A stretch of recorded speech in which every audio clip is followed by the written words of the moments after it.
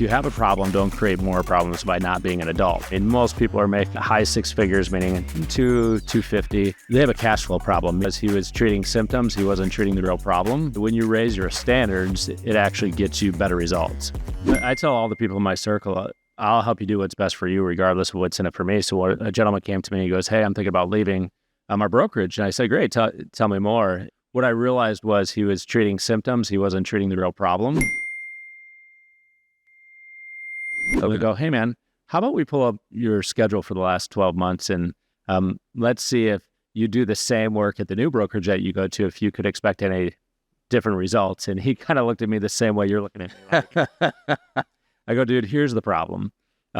You're going to go with you to that new brokerage and it's not actually going to solve the problem. It's actually going to create more problems. So one of the Hakeisms we have is if you have a problem, don't create more problems by not being an adult. Okay. So what we did was I said, hey man, I'll support you. In fact, I know somebody at the brokerage that you're going to and I'll make a personal phone call.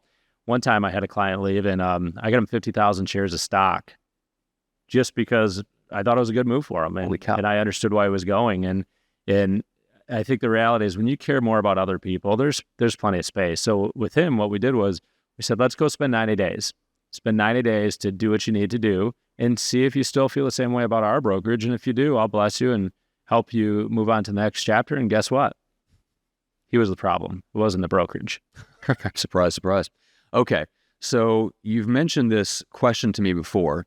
Would you be proud of yourself for the effort you put in the last 12 months? And that's essentially what you led that guy to ask. 100%. I mean, it comes to, he was showing up in a victim-type mentality where, our culture, blah, blah, blah, blah, blah. And I either needed to get him to anger, where he was mad because at least there's some energy there, or at least a responsibility. And when he was being honest with himself, he just hadn't put in enough effort. In fact, based on the amount of money he made, there's no way in the world he would ever pay somebody for the amount of effort that he put in for the results. Yes, he was embarrassed. Another good question, right? It's what, would you pay somebody for the same effort that you put into your business? And the answer most of those times is absolutely not. No, and most people have when you're like, hey, how much would you pay someone for what you do on a daily basis? And they usually get really quiet. Yeah, I would imagine. Okay.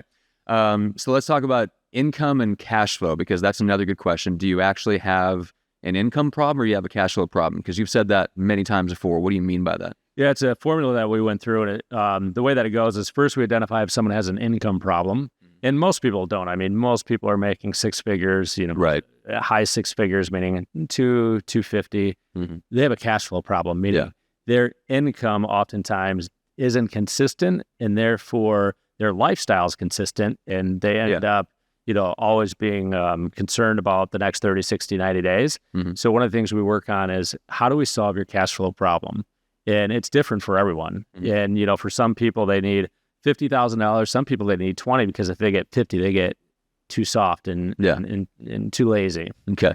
And another thing is a lot of times when agents are getting burned out, it's because of destructive abundance and they don't know how to raise their standard. So when you're in phase one of income, you do whatever you need to do. If you need to flirt with the client, everything within moral and ethical standards. However, when food, shelter, and water is on the line, you do whatever it takes. You can continue that on as you move into phase 2 and phase 3.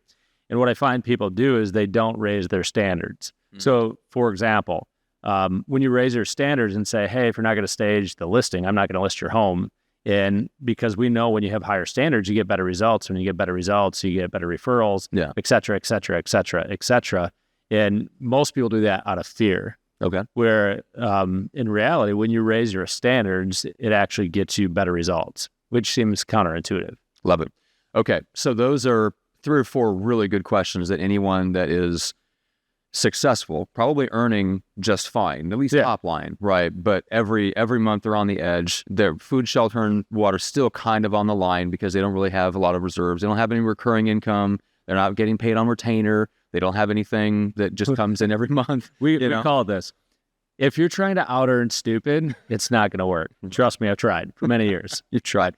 Okay, you've learned from experience not to do that. Okay, so then if somebody's listening, they're going, okay, if I'm going to stay in this business, I can, those are all sound like fixable things. I can raise my work ethic. I can raise my standards for clients. I can probably figure out the cash flow stuff.